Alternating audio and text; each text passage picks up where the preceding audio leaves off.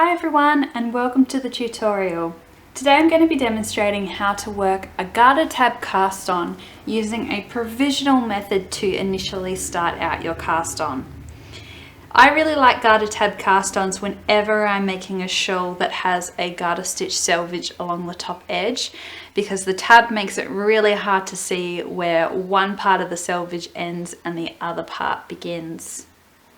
In a previous video, I demonstrated how to work the garter tab cast on using a traditional cast on to initially start it out, and that's still a great method to use that I highly recommend. It's just that lately I've been drawn to this provisional method of starting out your stitches because it removes some of the bulk that you get from a traditional cast on edge, and it also takes the guesswork out of where to pick up stitches. So in a traditional garter tab, you create your initial stitches, you knit the tab portion, and then you come back around and pick up stitches along the edge of the tab to be able to work these body stitches of the shawl.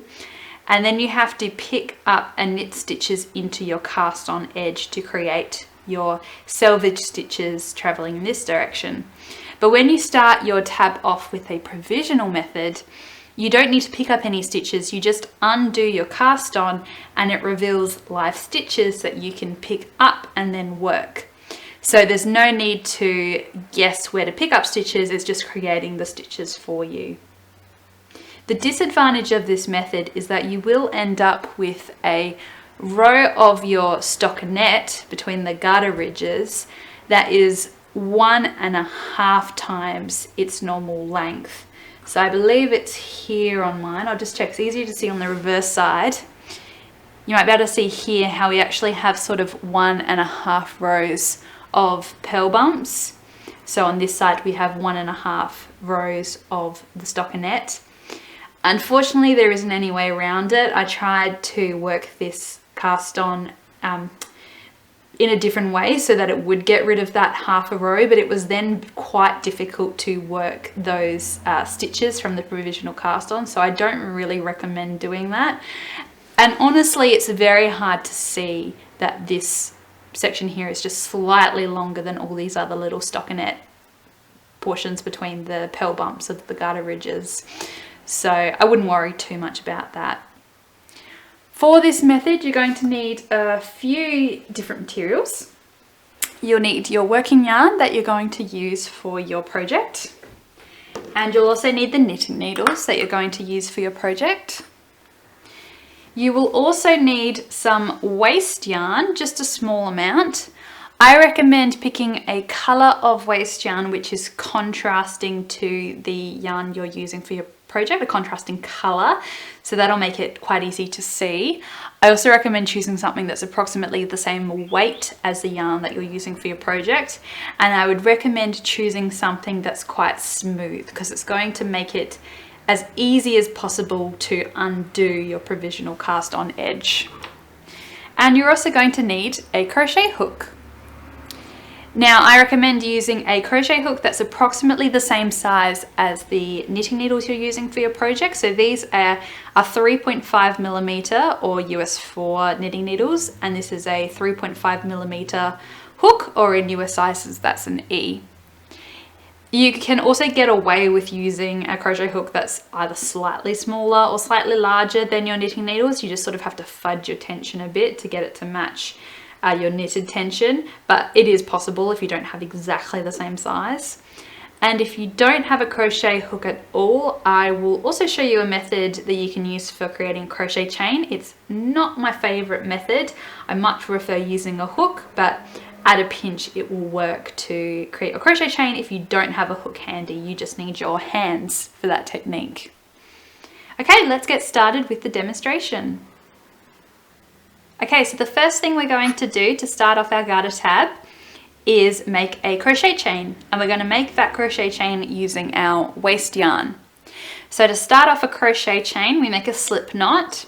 So we just wrap the yarn around our left index finger once, and then cross the longer end of yarn over the tail yarn, and then draw the longer end of yarn through the yarn wrapped around our finger, and then pull to tighten, and there's our slip knot. Then just going to pop that on my crochet hook, and I'm going to start chaining. Now, how long to make your chain will depend on how many stitches are in your garter selvage edge and how many your pattern tells you to pick up and knit into your crochet chain. So today I'm going to pick up and knit 3 stitches into my crochet chain, and I recommend chaining a few more chain on either side of your pickup stitches than what that number of pickup stitches is. So if I'm picking up 3, I'd recommend sort of 3 to 4 stitches on either, 3 to 4 chain on either side of that, which is why I recommend chaining about 10. If you are picking up and knitting more stitches than 3, so say you were doing like 5 or 6, you might actually want to chain more like 15 or 16 so that you still have chain on either side of your pickup stitches, and that's just going to make it a lot easier when we come to undoing the chain, that you have a bit of buffer room as you start undoing it before you get to those live stitches. So I think I've chained probably too much. Let's just see how many I have. 1, 2, 3, 4, 5, 6, 7, 8, 9, 10, 11, 12. Doesn't matter if you've done a few more, that's absolutely fine. So I'm going to just say 12 is all right, and then we're going to pull the remaining yarn through the loop on the hook and pull to tighten to secure off that chain. Now, what I've started doing, and I hope this is a helpful tip for anyone who struggles to remember which is the end of their chain that can unravel, is that I've started tying a knot in that end of yarn so that I never forget that this is the end of yarn that can unravel, and that will be relevant later on. So there's our finished crochet chain. Now let's say you don't have a crochet hook. You can try something that when I was growing up we called finger knitting, which is where you can make a chain just using your hands. So this method again starts with a slip knot. And then what you do is make the slip knot big enough that you can fit a couple of your fingers through it. And then you just grab the longer end of yarn and draw it through that loop. So like so, that's made one chain, and then you just keep pulling that yarn through for every subsequent chain. Now, why I don't really recommend this method is that firstly, it's very hard to tension your chain stitches. When you're using a hook, the hook does that work of tensioning for you, whereas here you just sort of have to guess how tight to pull each of those chains. And also it can be difficult to undo your chain later on. I've had problems before where when I pull the end that should unravel, it just keeps getting caught. So you might then have to like manually undo each chain as you come to them. But that's how you can create a chain just using your hands. And let's see if this works. Yep, that's unraveling. So that's just another option for you. I'm going to use the chain that I made with my crochet hook, and we've got a smooth side of the chain, which is where you see all your V stitches, and then a bumpy side. The bumpy side is the side that we're going to pick up and knit stitches into. And my pattern says that I want the end of yarn that can unravel to be at the far left side of my work when I begin picking up stitches.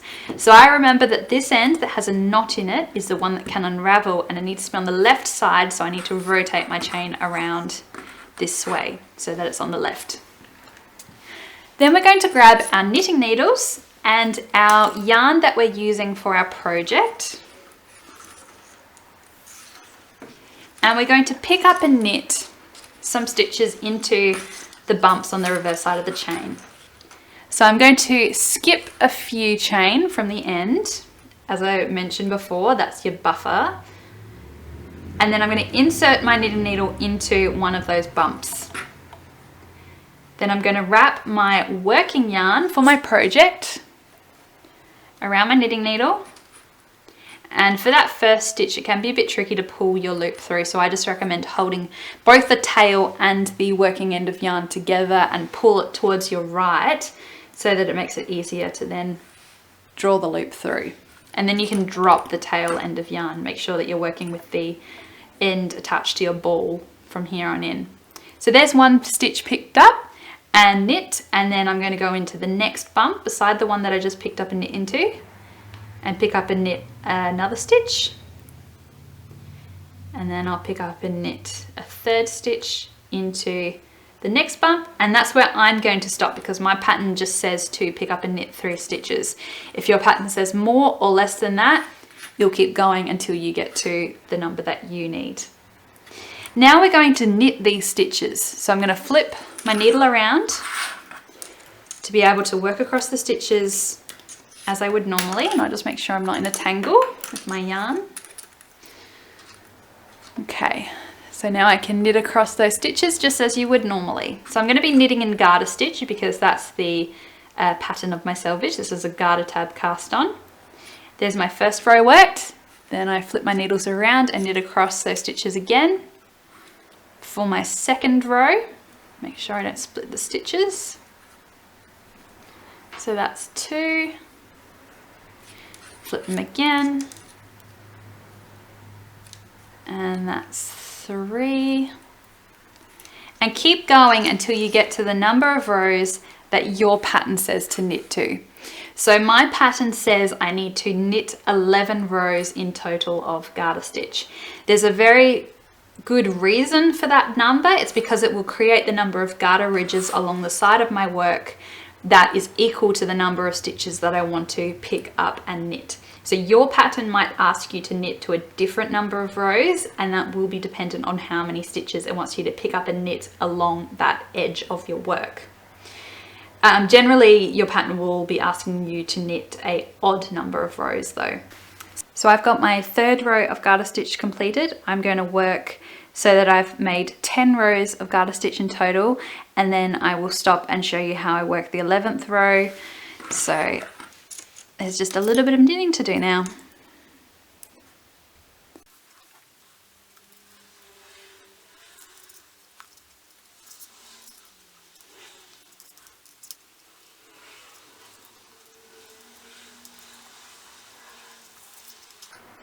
Right, that's my 10th row that I've just completed, and you can see how this cast on gets its name, why it's the garter tab cast on. We've got a little tab of knitting just here.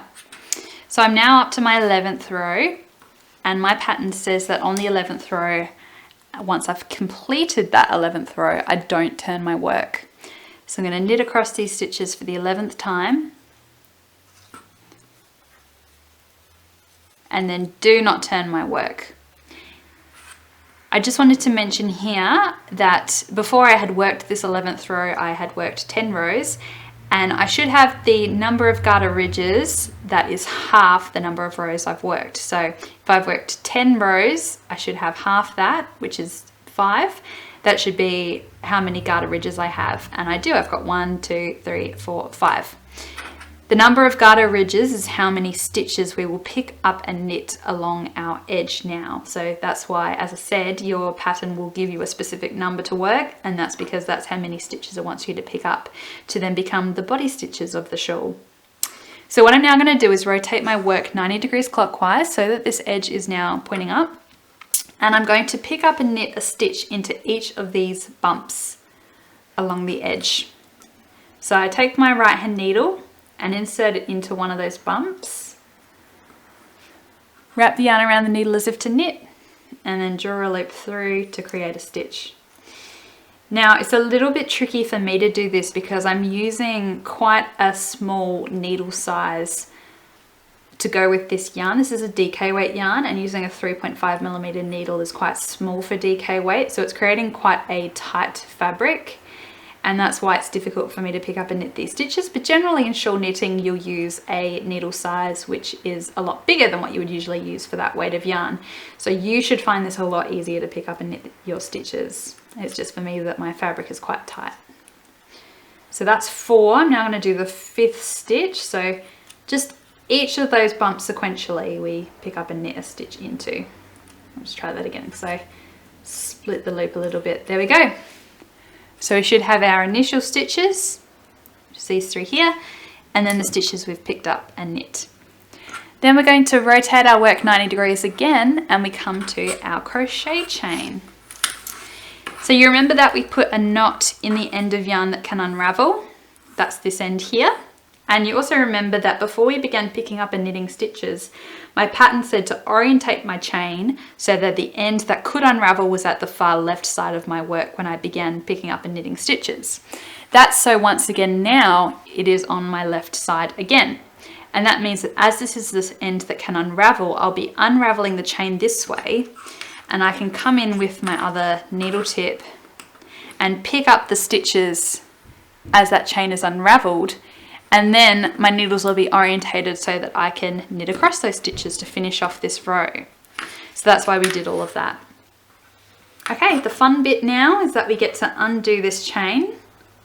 So I'm just going to undo where I had secured off the chain by pulling that chain nice and loose so I can pop the tail back out again. And then we start unraveling. And you remember that we left a few buffer chain stitches on the edge before we began picking up and knitting stitches? That's so that now we make it a little bit easier on ourselves as we start undoing, that we don't immediately have to get in there with our needle and begin picking up stitches. Okay, so here I can see that I have a stitch here, a stitch here, and this little edge stitch here. Now I do find that this edge stitch sometimes gets caught. See how the yarn is actually going through that stitch?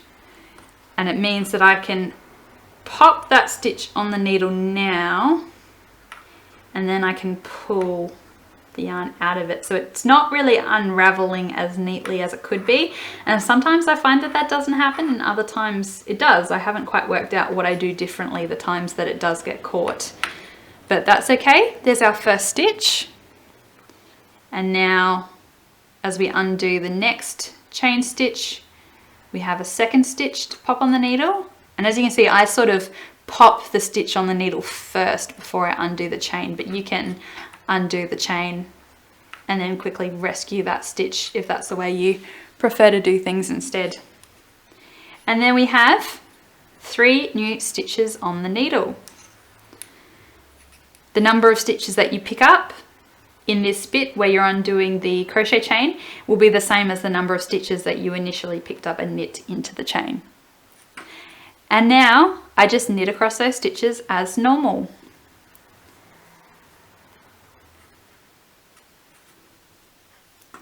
There we go. Okay, so our next row is usually a very easy row. It's usually just a setup row for your shawl. So generally this will be the row where your pattern will ask you to pop some markers in. Maybe it'll ask you to purl some of these stitches rather than knitting them. But in my case, I'm just going to knit across the stitches so that I can show you our completed garter tab cast on. So on either end of these live stitches, I'll have my stitches that are continued as garter selvage stitches, and then the stitches in the middle will become the body stitches of my shawl, and generally I'll be increasing over those stitches to expand out the body of the shawl. Thank you so much for watching the tutorial. If you enjoyed it, please feel free to subscribe to the channel, and if you have any questions or comments, do leave them below.